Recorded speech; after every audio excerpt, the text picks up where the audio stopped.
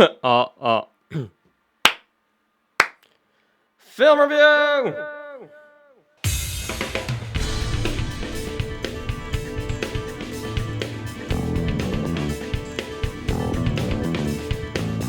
Yeah!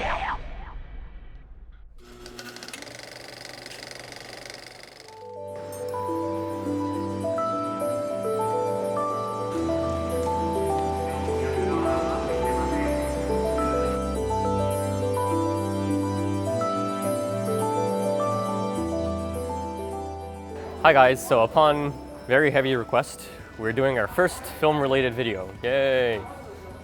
And today we're going to be going over a film that I think is massively overlooked, which is Velvia 100.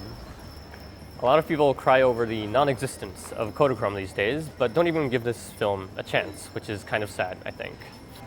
Sure, the colors aren't as true, I would say, as Kodachrome, and obviously because it's positive film, the dynamic range isn't as good as negative film, but I think it's worth a shot to give this film a try because the colors you can get from this film, if shot correctly, are just splendid. So let's try it. And today we're going to be shooting in Asakusa, which is a very, well, I would just say, popular tourist area in Tokyo. So yeah, it might be fun to just look around. Let's do that.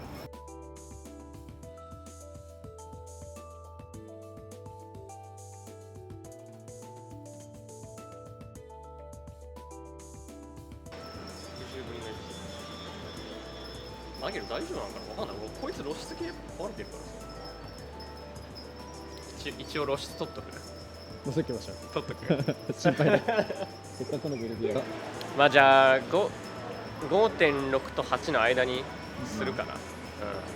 念のため。あとはマックサーク。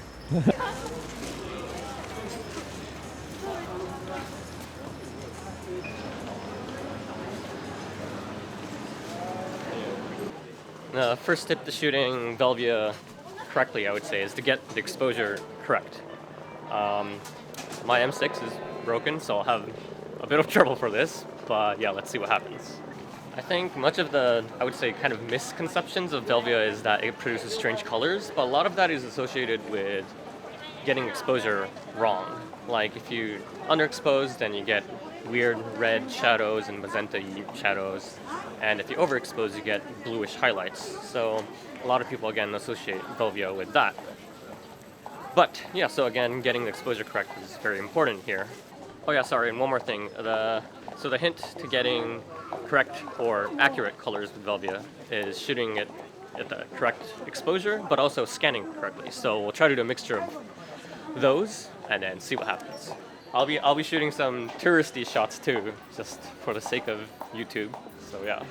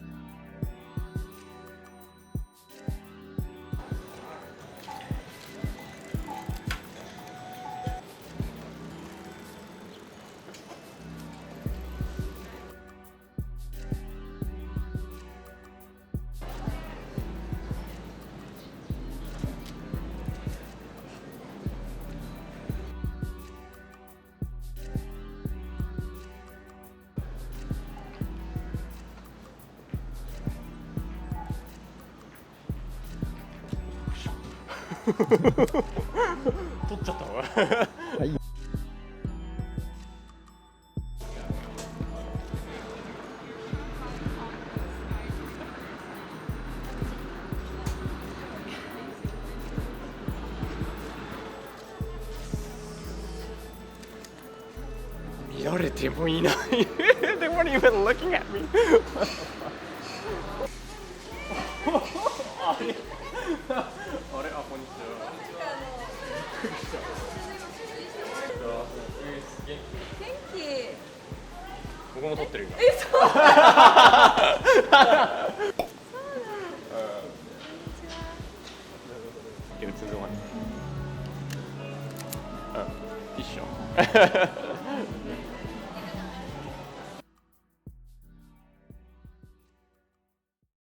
Since the ISO is 100 on Velvia, try to shoot on sunnier days. Today's a bit cloudy, so I might have some trouble, but that's why I'm trying to aim for places that have more highlights, let's say, and less shadows.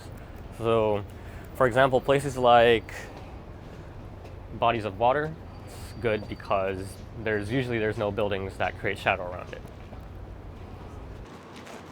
So I kind of like this scene and what's happening, but I'm trying to wait for someone to come through, I guess, the front of the frame, so it creates a little bit more depth to the picture. Because if I take a picture of this scene here, I know that it's going to end up being a little bit flat. So yeah, let's see what happens.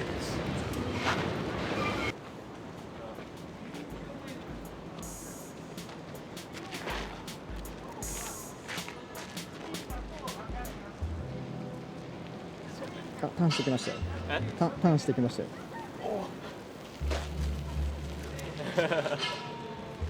行くか。行きましょう。ありがとう。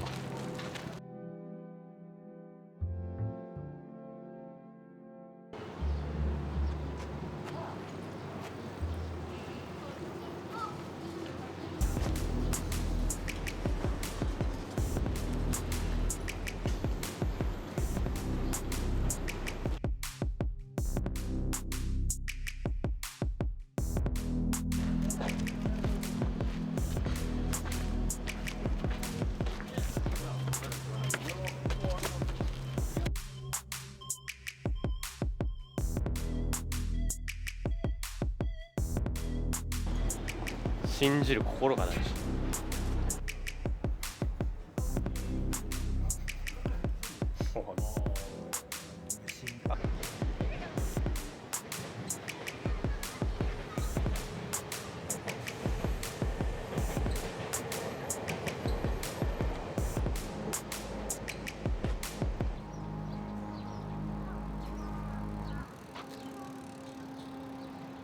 終わった。あ、よかった。